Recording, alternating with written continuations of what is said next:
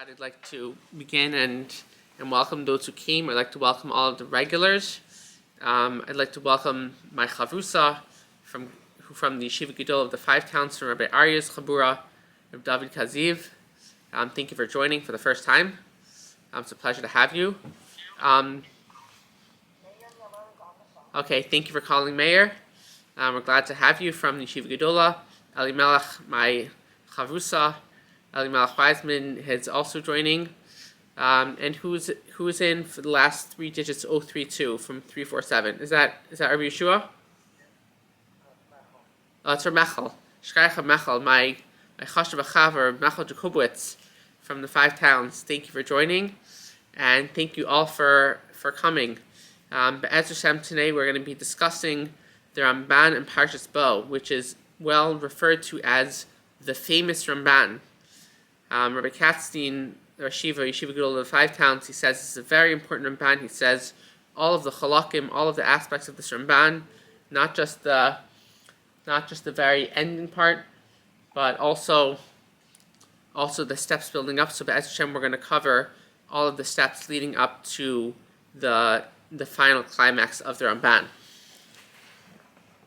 So if you're following along, we'll see some inside, some outside. We're going to start from the Ramban at the end of Parshas Bo. We're going to start from the paragraph that starts Ve'atza Omer Lecha Klal B'tam Mitzvos Rabos. The Ramban is coming at the end of the parsha. In the parsha, we've concluded the one we just laid on Shabbos. We had the last three makos, the last three plagues. So the Ramban starts off by taking a very broad approach at world history. The Ramban says as follows, that from times previous, there were three mistakes that people generally made when they were thinking about their approach to Hashem and Hashem's involvement in the world. One mistake was some people thought that simply Hashem didn't exist. They thought that the world just came to be through some happening, but independent of any God, and that Hashem simply doesn't exist. Second approach is that Hashem exists, but he doesn't really know what's going on in the world. There is a Hashem, but he doesn't know what's going on in the world. Then the third approach is that Hashem Hashem exists, and Hashem knows about what's involved in the world, but Hashem doesn't really care to involve himself in the world and to take schar v'onesh, schar, reward for people who do the right thing, and onesh, punishment for those who don't. So these were the three mistakes that people used to make. So Hashem decided at the time of Yetzias Mitzrayim that he would make clear to everyone that all three of these hanachos, these three conceptions, were all false. The Ramban, in the next paragraph, V'lachein Yomer HaKasav, the Ramban quotes a few psukim in which the Torah gives a little appellation, a little comment about what the Makkah is about. First, the Ramban quotes from Paraches Pasuk Yud Ches by Makas Dever. I'd like to welcome my grandma, Mrs. Ruth Brain, a regular from Sefer Torah. Thank you for joining from Weathersfield, Connecticut. Hi, Yoni. Hi, and hi Grandma. I'd like to also welcome that my dad is here in person. So I'd like to welcome my dad as well. Yes, thank you to our friends from Sharon as well. So by Makas Dever, the pasuk says, "Ki ani Hashem b'kerev haaretz," that I am Hashem in the midst of the earth. And this teaches about hashgacha, that Hashem has oversight, because in Makas Dever, Hashem distinguished between the Jewish animals which were saved and the Egyptian animals which were put to death, the ones that were left outside. So this shows that Hashem is in charge of the hashgacha. Hashem is in charge of the oversight. Then another pasuk tes, parak tes pasuk chav tes says, "Leman teza ki la Hashem haaretz," in order that you should know that Hashem belongs the world, that the world belongs to Hashem. L'horetz al hachidish. This teaches about the chiddush, about the concept of yesh me'ayin, that originally there was nothing and then Hashem created something.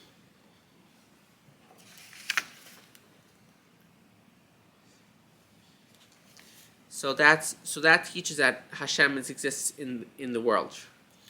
And then the last pasuk is that our man quotes is parak tes pasuk dalid, ba'avor teta ki'in kamoni b'chol haaretz, to teach me that there's none like me, none that have the power like me, like all the land.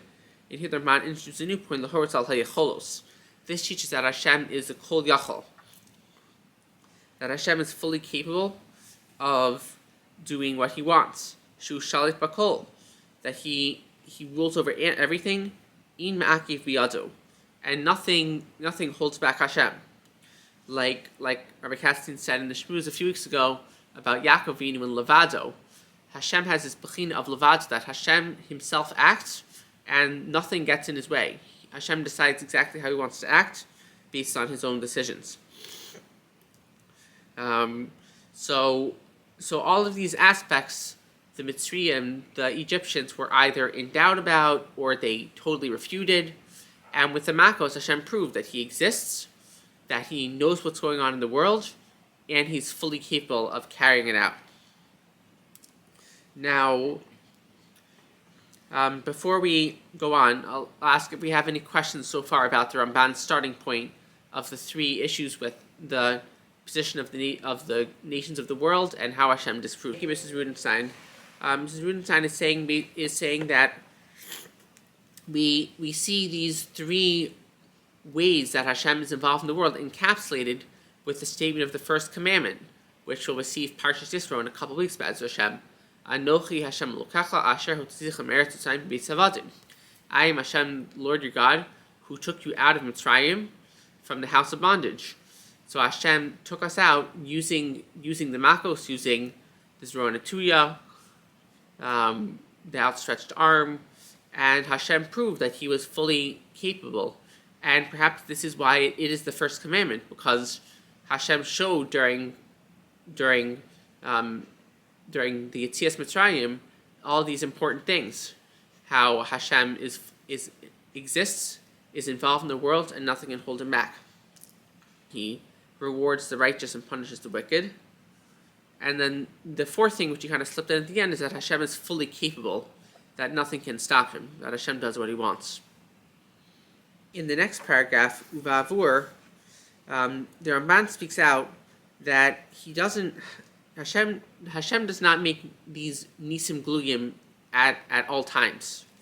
It's specifically at the times of Yetzias Mitzrayim, and maybe very occasionally throughout history. Maybe another example is like Eliyahu Navi Bahar Carmel, when the fire flew up to Shemayim, even though water was doused on the Mizbeach to disprove the doubters.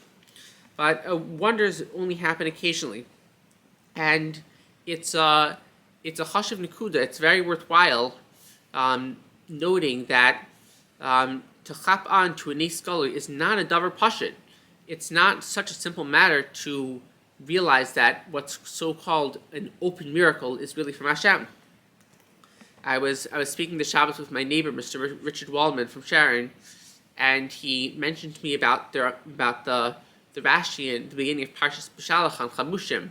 Many of us are familiar with this Rashi. Rashi says that one pshat in Chamushim is that only 1 out of 5 members of Klal Yisrael left Mitzrayim. The rest of them died in the Shlosh Tzmei HaFela, in the days of darkness. And the Bitachon Hotline explains the rush on this Rashi, or on this Nikuda, and says that the reason why 4/5 of Klal Yisrael did not leave Mitzrayim is because they didn't believe that the Makos were from Hashem. Now someone could ask, how is it possible that they could think the Makos were not from Hashem? So the Bitachon Hotline explains. The first Makas Dam, they said, there was something in the atmosphere that created the water to become reddish. Then Makas Svardeya, Once this reddish hue comes in the water, the next natural outcome is that frogs jump out of the water. Makas kinim. Then, when frogs are jumping around the land, the natural thing is that lice develops, and so on and so forth. And the B'tach Naline says this is how the 4/5 of Klal Yisrael explained all the Makos.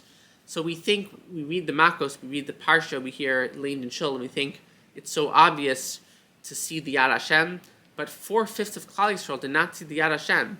In 4/5 of Klal Yisrael did not see the Yad Hashem in the Makos. So for us to understand, when we see a Nes Goloi, a revealed miracle, to see that it's from Hashem, this is a very noble thing, and it's really worth a lot, and it's not something to be taken for granted. Cousin Andy just came on. Okay, I'd like to welcome my first cousin, Mr. Yoni Monat, joining from Melrose, who's joined us before. Andy slipped us in between putting his kids to bed, so we'd like to thank Andy for coming on. Nice to see you. And we may remember Andy gave us the rendition of Oy Hanukkah by the last shir on Hanukkah. So the Ramban says that Lemaisa, so we, assuming we're holding by hopping on to and realizing that the Nisim are from Hashem, that the revealed miracles from Hashem. Now the Ramban deals with a big question. Very nice, this may have happened 2,000-3,000 years ago in Mitzrayim, but how could we keep fresh this feeling that Hashem exists, Hashem is involved, and Hashem is fully capable? How do we keep this feeling alive? So Ramban says that the Torah already addressed this, and the Torah was mitzvah, commanded many mitzvahs, zecher litzias Mitzrayim, which means to remember the exodus from Egypt. We have many mitzvahs we do throughout the day. Tzitzis, tefillin, on Shabbos we make kiddush, and every day we say Kriyat Shema. On an annual basis when we put up a sukkah. All of these mitzvahs are designed to help us remember Yetzias Mitzrayim. The Mefarshim try to give a number of mashalim to explain what this is like.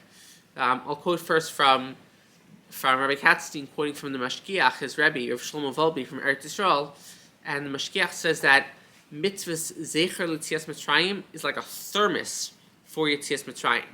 Just like a thermos keeps a hot drink warm, so too the mitzvahs that we do to remember Yetzias Mitzrayim help keep the memory of Yetzias Mitzrayim warm and fresh in our mind.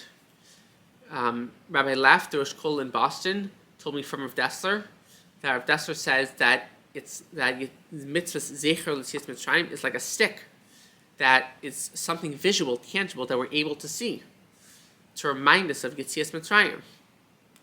Another mashal I thought of is like a picture. Like a person has a picture with his family or his friends or his rebbeim. This reminds him of the relationship that he has with these people.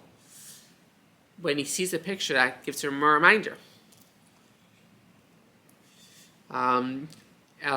Lastly, Rabbi Gams, the posek of Yeshiva Gedolah, who actually Baruch Hashem just had a mazel, he just had a baby boy recently. This is on Tuesday, Be'ez Hashem. Rabbi Gams, he said that it's like tea essence. A tea essence is like a very strong drink of concentration. I'm quoting Rabbi Gams from a different context and applying it here. That this Zeichel Yetzias Mitzrayim is like tea essence. That's like a very strong concentration of a substance that we can use to give out drops later on. So Yetzias Mitzrayim happened, and it's a tea essence, and now with the mitzvah Zeichel Yetzias Mitzrayim, we're remembering it and keeping the memory fresh throughout the year. And not only that, but the mitzvahs are severe mitzvahs. Like one of them is about eating chametz on Pesach, like eating bread or crackers or cookies on Pesach is a chiv kares, which means that the soul is not as connected if a person were to do such an avera, such a sin. So it's a severe concept, and chametz is one of the mitzvahs Zeichel Yetzias Mitzrayim, to remember Yetzias Mitzrayim. Now the Ramban says another nekuda. He comes to address the following Mishnah. And before we see the Ramban's explanation of this Mishnah, I'll ask you all if you have any opinion about Pshat in this Mishnah. The Mishnah says, Parak Beis Mishnah Aleph Avos, Havi Zahir b'mitzvah kala kivachamura. A person should be as careful with a light mitzvah as much as he is careful with a more severe mitzvah. So, at first glance, this is a hard Mishnah to understand. We would think if there's a mitzvah that's more severe, then it should require more zahirus, more being careful. And if it's a lighter mitzvah, then it doesn't require being as careful with. So why does the Mishnah say that a person should be as careful with a light mitzvah as with a strong mitzvah?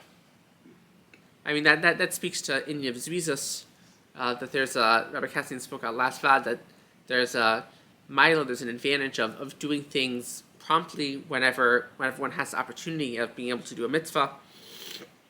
And we do find by certain mitzvahs d'Rabbanan that since it is a d'Rabbanan, it's weaker, so sometimes the Chachamim starken it up and they made it like more severe. So sometimes, like my mother was saying, that sometimes for a less severe mitzvah, Chazal wanted to treat it more seriously. Mechel, do you have any thoughts how to answer this kash on the Mishnah? So Mechel Jacobowitz is saying that if we look at who commanded the mitzvah, then it doesn't matter the severity of it. And I think this is what the Ramban is coming to say. The Ramban says that with every mitzvah is saying that we are Hashem's creations. That's the yesod of every mitzvah. Whether it's a mitzvah that has punishments or great rewards, or as a more simple mitzvah like a stam, aseh, or lav, every mitzvah shries and speaks out that we are Hashem's creations.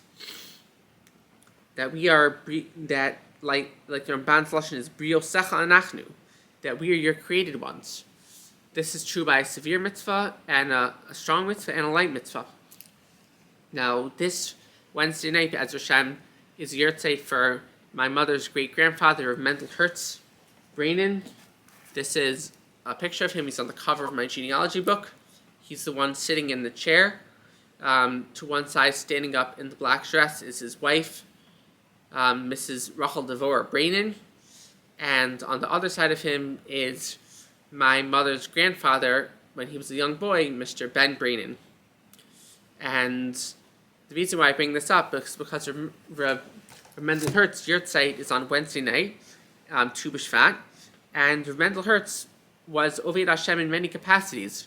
One is his nephew, Mr. Barney Michaels, Alav Shalom, says that he was a rabbi, which my cousin, Ms. Janet Sellers, says probably means that he was Malamin Chinokos, that he taught school children, and maybe gave chaburos or shiurim, something similar to what we're doing tonight.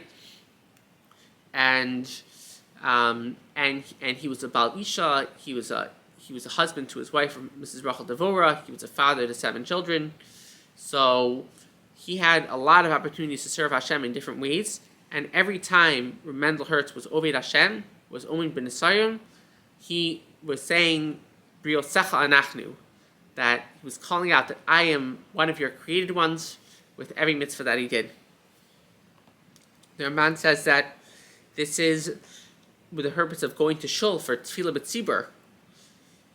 When we daven with a minyan, with a community, we have a public forum to proclaim this message of Brio Secha Anachnu, that we are your created ones. Eli Malch, I know you have to go in a few minutes. Do you have any comments so far? The mission over there Which one is Elina? says, "Have you thought of the mitzvah kala b'chmura? Shekina to yodei matan zchoron shal mitzvahs." The mission over there sounds like it tells you the reason. Shekina to yodei matan zchoron shal mitzvahs. Okay, so Eli Malch is bringing up a kasha on the Ramban. How could it be that the Ramban says the reason that all mitzvahs are, that all of the mitzvahs tell us Brio Secha Anachnu, that we are your created ones, if the Mishnah itself tells us a reason for heavy zab mitzvah kalach v'chamura, because we don't know what the true reward is for all mitzvahs. So how could the Ramban, who's a Rishon, who's a later authority, come and give an additional reason to the Mishnah if the Mishnah itself states a reason? Alamach, do I have your kasha clear? I'm not necessarily asking on the Ramban, it's just to know how he's master. Okay. Could you repeat the question? The topic? Okay, so Ali Malach is pointing out that according to the straight read of the Mishnah says the reason why you should be careful with a light mitzvah like a strong mitzvah is because we don't know what the true reward for the mitzvahs are. The Ramban is saying an additional reason because all mitzvahs, regardless of their weight, even if we would know that one mitzvah is more severe than another, but the Ramban is saying that all mitzvahs proclaim that we are the created ones of Hashem. And with the Ramban, it's important that a person has in mind when he does a mitzvah who the mitzvah is. That he's not just doing a mitzvah because it's the family tradition, or it's the custom, or it's what he's doing, or he kept Shabbos because he kept Shabbos last week. He's just in the pattern of doing it. But when a person does a mitzvah, the Ramban is encouraging us to be mindful that we are doing specifically a mitzvah that was commanded by Hashem, the Borei Olam, the creator of the world. And what a great opportunity it is to serve Hashem. Thank you, Mrs. Rudenstein. I hear you're saying an additional reason that every mitzvah refines us in a different way and helps us connect in a different way to Hashem. Like there are generally three types of mitzvahs. There's mitzvah bein adam l'chaveiro, between man and friend, bein adam l'makom, between man and Hashem, and bein adam la'atzmo, a person internally. So all of these mitzvahs work on a person in a different context, and therefore even if a person has worked on himself in a different area, but it could be this one mitzvah is refining his character, and therefore it's a special connection with Hashem. Is that what you were saying, Mrs. Rudenstein? Hidden Yeshiva Gedola starts at 8 p.m., so I see Eli Malach has to go in 2 minutes, so I just want to mention that B'ez Hashem, when Eli Malach is learning Night Seder, he's going to be saying B'yosecha Anachnu, by Mimekayim, the mitzvah of Limud HaTorah, of learning Torah. Ali Malach and everyone else in the base medrash is going to be saying B'yosecha Anachnu, that we are your created ones and we have the special opportunity to learn the Torah of Hashem.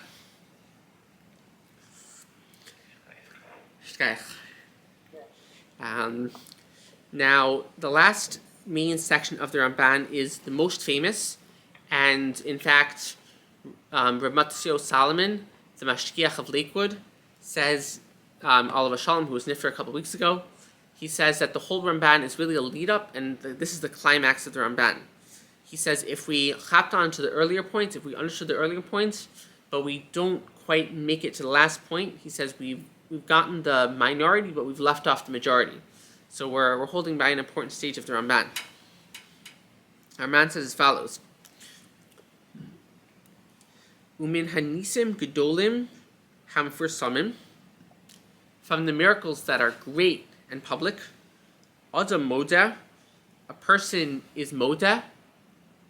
We're holding the last paragraph of the Ramban. Benisim hanastarim, in the concealed miracles, the hidden, more under the cover, private miracles. Shehin yesod haTorah kula, that they are a yesod for the whole Torah. Now the Ramban says a very strong lashon. She'ein la'adam chelak b'Toras Moshe Rabbeinu, ad shenamin b'chol devarenu u'mikrenu shakulam nisim. The only way that a person has a stake in the Torah of Moshe Rabbeinu is if he believes in all matters and happenings that they're all miracle. Ein behem teva. There's no concept of teva, of nature, u'minhagu shel olam, and just the way that the world naturally works, cause of nature, cause and effect, laws of nature. Bein berab and bein b'yachid, whether these are public events or private events. Ela im yasa ha-mitzvahs yatzichenu scharo, rather, if he does the mitzvahs, then he will succeed and he will get reward. And if he transgresses the mitzvahs, yachrisenu ansho, then he will be punished. So there are a number of phases of this Ramban. The first one I'll address is the very last line, which you read, about Hashem giving reward and punishment. I asked the B'tachon hotline why the Ramban added this point in, and he basically pointed me to what we say in Kriyas Shema, in the second paragraph. We say every day, twice a day, Vaya im shemar tishmu al mitzvosai. If we listen and understand and distill the mitzvos, Asher Anochi Mitzvah Eschem Hayom, that I Hashem command you, the Klal Yisrael, today, La'av Es Hashem Elokechem, to love Hashem your God, U'la'avdo, and to serve Him b'chol levavchem b'chol nafshechem, with all of your heart and all of your soul. Then, if we do that, then Hashem will send us the rain, and we'll have physical reward, we'll have food. But if we don't, then, and we are machshav entities other than Hashem and the Torah and manifestations of it, if we give credence to other entities and worship them, then Hashem will withhold the rain and we won't have what to eat, chas v'shalom. So that's why the Ramban is saying that that we remember that everything that happens in the world is a cause and effect of the mitzvahs that we do to give us reward, and if chas v'shalom we do averis, then we're punished. Now, of course, I'm not coming tonight to address the question of why bad things happen to good people, but we can hear the yesod from the Ramban that there's major what happens in the world is a direct cause and effect of our mitzvahs and chas v'shalom the averis. Something I was thinking about is, why does the Ramban use the lashon of Torah's Moshe Rabbeinu, the Torah of Moshe Rabbeinu? Why didn't the Ramban simply say that a person only has a stake in the Torah if he believes that all private events are truly miracles? Why did he say the chilek of Torah's Moshe Rabbeinu? So I was thinking that it could be we see from Moshe Rabbeinu's life this concept of having nisim gluyim, revealed miracles, and then understanding that the private miracles, the things that we don't understand so well, are also miracles. What do we find in Moshe Rabbeinu's life? At first, he has some murdik and nisim that happen to him. First, when he's a baby, he has a special light that's shining from him.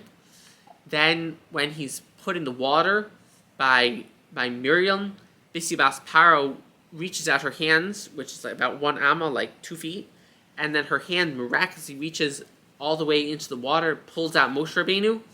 Moshe Rabbeinu nurses from his mother, even though he's being raised in the palace in Mitzrayim, he wouldn't nurse from any of the Egyptian women. He was brought to his own mother to nurse. Moshe Rabbeinu was zocha to many nisim.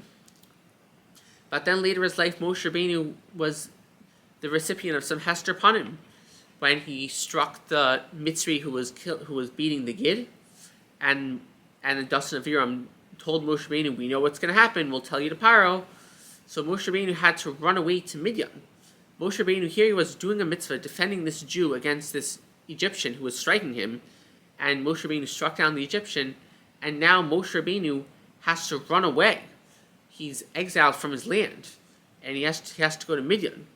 So it could be that Moshe Rabbeinu understood that just like the Nisim Gluyim, the very evident miracles of his birth, was from Hashem, so too the Hester Panim, when Moshe didn't understand necessarily why he had to go, is also coming from Hashem.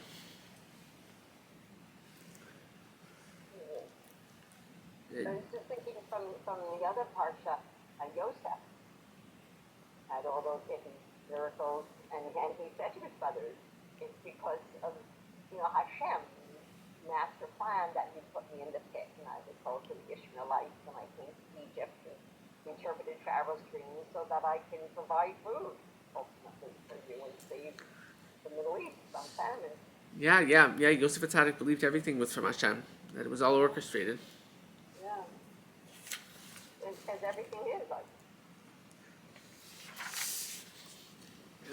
We spoke Hanukkah time, and I'll remind us about the vart from the altar from Kelm about Beis Yosef's kasha. Beis Yosef's kasha is, how come Hanukkah is 8 nights if the miracle of the burning of the oil was only the last 7 nights? The first night, there was a jug of oil and it burned regular. Why are we celebrating that night as a miracle? The altar from Kelm answers that the first night of Hanukkah We're celebrating the fact that oil burns it all. The fact that oil burns it all is a nace. And we understand from the last 7 nights, which the oil burned miraculously, that the first night oil burning seemingly regularly is also a miracle. And this is what Rabbi Chanina ben Dosa believed in the Gemara. Rabbi Chanina ben Dosa phrased oil burning as Mishi Yomer Sheyadlik. Whoever told oil that it should light, that's Hashem. Hashem, the reason why oil burns, Rabbi Chanina ben Dosa holds, is because Hashem told it to burn. Because Rabbi Chanina ben Dosa held this opinion of the Ramban that all hidden miracles were really miracles and not simply teva and nature. Now, Rav Matisyahu, he has a very geschmack tight. First off, Baruch Hashem, I bought this kunsh from him. It's called Ma'amari L'Hodus L'Halal on Hanukkah. I bought this after Hanukkah, the week before Matisyahu was nifter. And before I put it away for Hanukkah, before I put it away after Hanukkah for next year, I looked in the table of contents and I saw he had a shtickle on Nisim Gulim, Nisim Nistarim, which is the topic we're speaking on tonight. So I saw what he had to say. So Matisyahu has a word from the Chazon Ish, a text from the Chazon Ish. What does the word teva mean? The Chazon Ish holds teva means haratzon hayotzer masmid shel haborei, the desire that is more common of Hashem. That's what nature is. Nature is when Hashem more often decides this is what he wants to do. Usually oil burns. This is teva because Hashem is deciding that oil should burn. And on the other hand, nes, miracle, is something that less often is Hashem decides to do. Like in the story we told from the Gemara about Rabbi Chanina ben Dosa, when Rabbi Chanina ben Dosa's daughter was lighting vinegar and it wasn't burning. Rabbi Chanina ben Dosa said that just like Hashem decides oil can burn, Hashem decides vinegar can burn. And in fact, the vinegar burnt the whole Shabbos. So that was a case that the less often Ratzon Hashem was decided upon. Hashem decided that vinegar should burn in that time. And Rav Matisyahu says that the main understanding of the Nisim Galuyim, of the revealed miracles, is to instill in us that the hidden miracles are from Hashem. Next, I'd like to show a few places from davening where we find this aspect of Hashem orchestrating events. So far we talked about Hashem making physical, chemical, scientific properties to be able to work a certain way, like oil burning, vinegar burning. Now I'd like to talk about Hashem's Hanhaga in the world. In Berachas Kriyas Shema, we say that Hashem Levado, which we said earlier means Hashem himself decides, not depend on any other force. And this is in Berachas Kriyas Shema after we say Baruch Hashem Komo in the morning. We say that Hashem is Levado, and we say a few things. One of them we say is that Hashem is Borei Refuos. Hashem creates healings, creates remedies. Now, we might think that when the scientists and the doctors, they worked on the polio vaccine, various advances in cancer treatment, COVID vaccine, that the reason why we have these vaccines is because the scientists and the doctors worked and they came up with a solution. But what does the Tefillah tell us? The Tefillah tells us that Hashem is the Borei Refuos. Hashem is the one who created Refuos, creates healings. So therefore, this means that Hashem decided at some point, polio was a major killer in America and maybe other countries as well. Hashem decided it's time polio should not be a killer. So therefore, I, Hashem, am going to put in the minds of the scientists and doctors the chachma to be able to come up with the remedy. And therefore, they were able to come up with the remedy. Because Hashem decided it was time, therefore Hashem gave him the chachma. And same is true with advances in cancer treatment and with COVID virus. That Hashem gave the doctors and scientists the chachma to be able to come up with these remedies. Because Hashem is the Borei Refuos. Another aspect we say, Hashem is the Baal Mulchamos. Hashem is the master of wars. Now, historians look back on the Revolutionary War and they say, oh, there's some reasons why America defeated the British. Could be because the Americans were more motivated, or they knew the terrain in American soil, or the British used poor military strategy because, like my father says, they used red coats, which were very easily spotted, whereas the Americans had clothing that fit into the landscape more. So we might think that that's the reason why America won the war. But really, the tefillah is telling us that Hashem is Baal Mulchamos. Hashem is the master of wars. Hashem controls what happens in the war. Since Hashem decided it was time for America to have a free state, therefore Hashem put in the minds of the Americans to fight a certain way, or for British to make certain mistakes, and therefore America won the war, because Hashem decided it was time for America to have a free country. Another place in davening later on, shortly before Shemona Esrei, we say that Hashem is Mashbil Geim Umagbiya Shvalim. Hashem knocks down the high ones and brings up the low ones. So I thought of one example from this in Torah and one of them example in more contemporary life for both of these. So first off, for Mashbil Geim, for someone who was on top and then Hashem knocked him down, because I'll just point out what I mentioned about refuos and milchamos, about healings and wars, that's more on a global level. This is more on a personal level of individuals who were knocked down or raised up. So one individual who was knocked down. Do we have a comment? No, so that David has say that. Okay. So one example coming up in a couple months. It's true we have 2 udders this year, but still next month is udder. Purim. Haman was second in command. He was riding high. He had all of the fame, all the riches in the world, second in command to Achashverosh, just about in charge of 127 provinces. And then what happens? Hashem decides it's time for Haman to have a downfall. So Esther becomes queen. Then there's a whole incident with Haman being, like the Gemara says, being pushed onto the couch where Esther is lying, or Esther is sitting, and Achashverosh becomes infuriated with Haman, and eventually Haman gets put to death. This is Haman was on top, and Hashem decided Haman was time to get knocked down. It was time for him to get killed. Now, in contemporary life, we find that different individuals are raised up or lowered down. So in 2016, Hashem decided it was time that Donald Trump should become the president of the United States. Hashem lifted up Donald Trump from wherever he was and made him be the top person in arguably the top country or one of the most renowned countries in the world. And then in 2020, Hashem decided it was time Donald Trump should get lowered down, so he lost the election. Could be there are other factors as well that led to these results, but this is definitely one factor. It's because Hashem is the Mashbil Geim. Hashem lowers the ones who are high. And Hashem is the Magbiya Shvalim. Hashem takes someone who's low and brings them up. It's like my mother mentioned about Yosef HaTzadik earlier on. Yosef HaTzadik was in the Bor Mitzrayim, literally in a pit underneath the ground. One moment, and then Vayitzum in a bor, Yosef gets lifted up, and he's now second in command of Mitzrayim. The Beis Halevi speaks out that some people might think that the reason why Yosef HaTzadik left the pit is because Paro had a dream. Since Paro had a dream, and he needed someone to interpret the dream, therefore Yosef was chosen, and Yosef was able to interpret the dream, and he became second in command. The Beis Halevi says the real pshat is that Hashem decided that it was time for Yosef to leave the pit.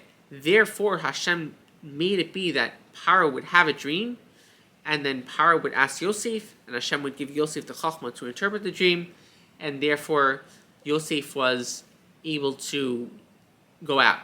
Basically, he's saying it's not because Paro had a dream and therefore Yosef went out. It's rather that it was time for Yosef to go out and therefore Paro had a dream. And with the last example on this topic, for someone who was low and was raised high, I thought about J.K. Rowling, the author of Harry Potter. She was a low person in society, and then at some point she wrote these books, or maybe one book, Harry Potter, and however it happened, maybe she got the right connections, put in the right stores, the critics liked it, it was matzachein be'inei the customers liked it, and Hashem lifted her up. One day she was on lower, and then at some point over time she became higher up. Hashem decided it was time for her to become on a world-renowned scale, that she would be well known by the whole world for her books. So this is what the Ramban is saying, that all of the Nisim Nistarim, all of the private miracles, things that seemingly could happen because of cause and laws of nature, cause and effect, are really coming from Hashem. And this is if a person believes this, then he has a portion in the Torah of Moshe Rabbeinu. Before we pause for comments, I'll just mention one other vart, which is that Rabbi Monk in the Sefer, The World of Prayer, which Yeshiva Gedola has the Sefer, I was reading it from my father's collection on Shabbos.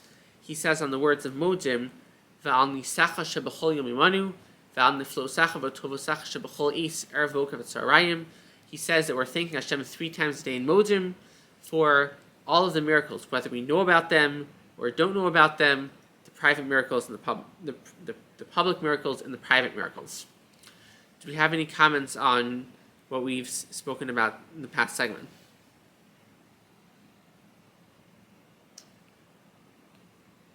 That part of the Amida, the Modim and Afnizah, it always shows me that God is with us night, day, and afternoon, in all the miracles that we experience,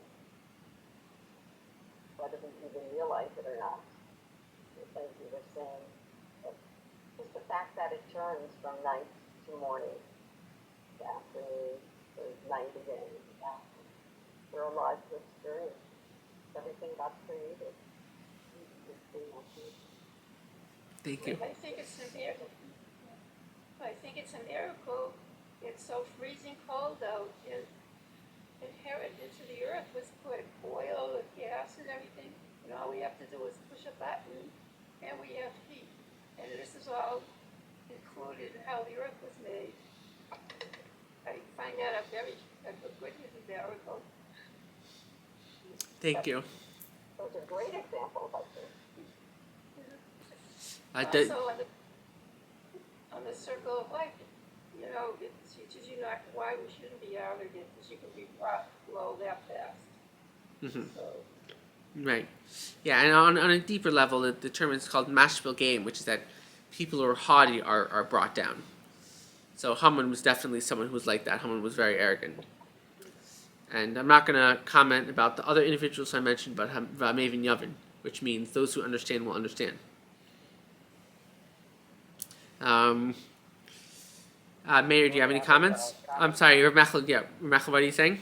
Yeah, just one comment is that the Ramban and the Igeres Ramban says that because of this, that a person who's down goes up, and a person who's up goes down. It's kedai for a person to make himself low, that Hashem can lift him up rather than make himself high, that Hashem can put him down. Thank you, Ramechel. So Ramechel is saying that if a person is makes himself low, like if he's humble, then Hashem will lift him up. Whereas if a person tries to, with gaiva and arrogance, make himself be high, then it could be cause for Hashem to knock him down. Okay, thank you.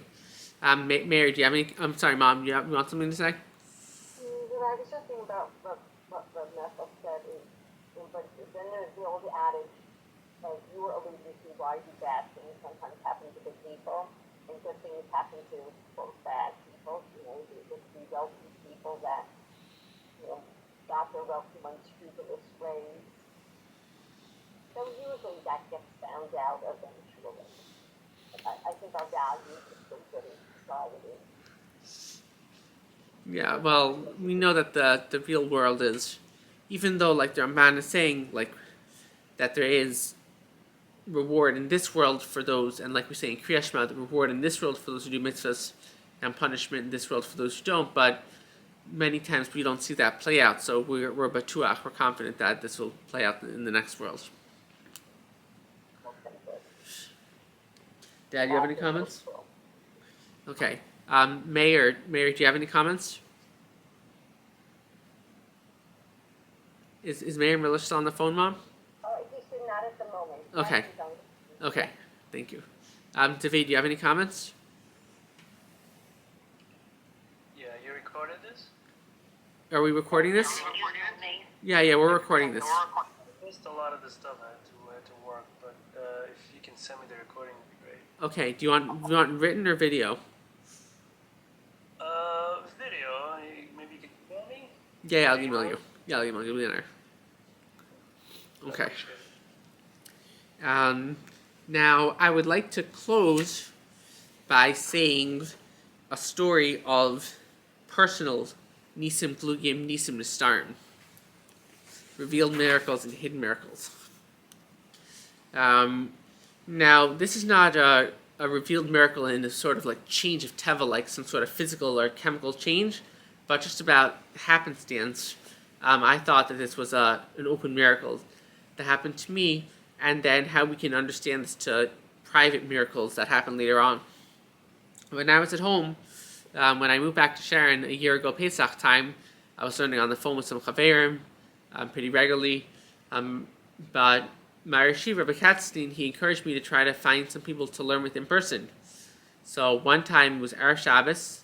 I go to the store on Thursday, but I happened to go on Erev Shabbos, and I saw Sruli Picard at Shaw's, and I knew who he was. So I said, Sruli, you're in town? And he's like, yeah, I'm in town. I said, do you want to learn? And he said, sure, we could learn. And Baruch Hashem, Sruli and I learned for 7 months. We learned Masachas Kedushim. We learned the first about 3-4 blot of the second parak. We learned the first 4 or 5 blot of the first parak. And Baruch Hashem is a very successful shaft. Now, this is a time that I usually don't go to Shaw's at this time, and never before did I see Sruli at Shaw's, and never after did I see Sruli at Shaw's. It was just this one time that Hashem orchestrated that I should be there at Shaw's to see Sruli and ask him to learn, and that Sruli had the time to learn, and that Baruch Hashem Sruli was a very competent learner, and Sruli and I complemented each other, and Baruch Hashem we had a very strong limud, and this was a major part of my hatzlacha and my development during the time I've been in Sharon. Now that's like the Nisim Glugim, which like we spoke about from the Rush, it takes some chachma to be able to notice an open miracle as being from Hashem as opposed to being happenstance. But assuming we can notice that it's from Hashem, now what are the Nisim Nistarim? Is more the day-to-day. Is he around to learn? How long are we able to learn for? Are we able to chap the Gemara? Are we able to understand what we're saying? How are these more the day-to-day aspects is more the Nisim Nistarim. But if we believe like the Ramban that we want to have a chiluk in Torah's Moshe Rabbeinu, we believe that just like the open miracles are from Hashem, so to the day-to-day mundane is also from Hashem, then we'll be able to have a portion of the Torah of Moshe Rabbeinu. I'll invite anyone to share any anecdotes or experiences of open miracles that may have happened to you in your life, and if you happen to, that you can just say an open miracle, that's certainly it's worth gaining, but if we also have a way to translate that into the concealed miracles, into the day-to-day or not as revealed, I would be happy to hear anyone's thoughts.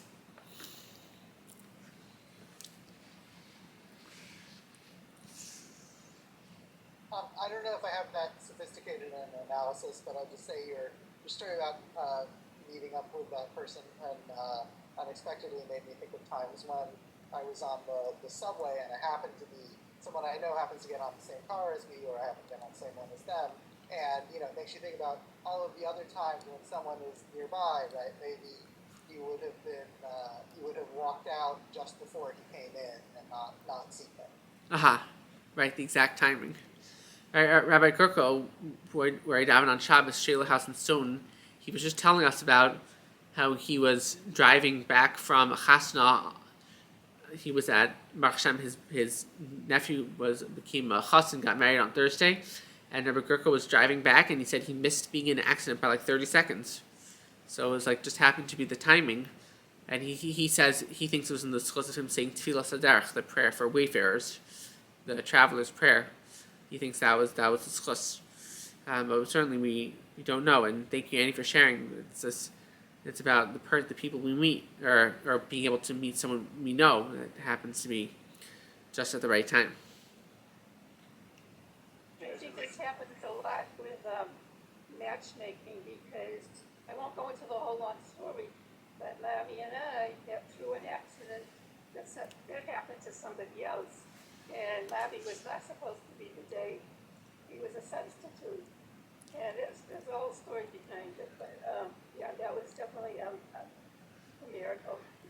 Not to say that medically we found out I must have been made from his ribs, because we both have an extra vertebrae in the same exact same space in the spinal column, and we both have the exact same blood type. So Thank you.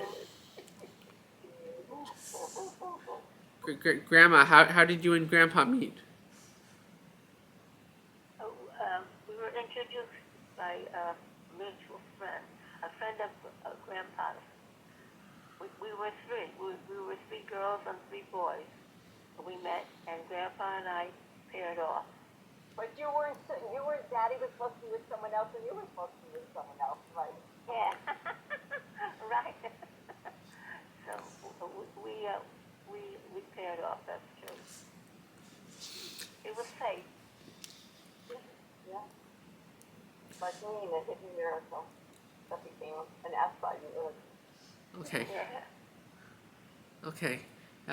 So, Be'ezus Hashem, we should be zocheh to internalize the reality that all of the revealed miracles are from Hashem. We should be zocheh to think about the miracles of Yetzias Mitzrayim, of the Makos, of the 10 plagues, as being from Hashem. We should be zocheh to carry out these mitzvahs, Zecher L'Yetzias Mitzrayim, and do them with mindfulness, to remember that Hashem that Hashem exists, that Hashem is involved with the world, and Hashem is fully capable. And we do these mitzvahs mindfully. This will remind us all the time. And when we do mitzvahs, we'll say Briosecha Anachnu, that we are Hashem's created ones, especially when we daven with the tzibur. And now that we have this hakara, that the open miracles are from Hashem, may be merited to see that the concealed miracles are also from Hashem, the day-to-day, mundane, when we don't understand what happens, or it seems like natural pattern, to recognize that it's all from Hashem, and therefore, Be'ez Hashem will be zocha, will be merited, to have a chelak, to have a portion in the Torah of Moshe Rabbeinu. Thank you, everyone, for joining.